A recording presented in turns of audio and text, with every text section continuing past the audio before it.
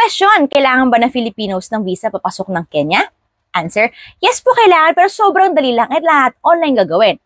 First, pupunta muna tayo sa website na etakenya.go.ke at dito tayo mag-apply ng Electronic Travel Authorization or ETA na ito yung visa nila. Ang requirements madali lang din. First, kailangan mo ng passport, scan copy ng bio page, and ng signature page. Yung passport mo, kailangan at least 6 months valid from the date of your intended departure from Kenya. And kailangan may at least 2 blank pages. Next, kailangan mo ng picture. Pwedeng mag-upload ka ng formula 1 by 1 or mag-selfie on the spot or tulad ko, ito yung picture ko, di ba? Hindi kailangan formal.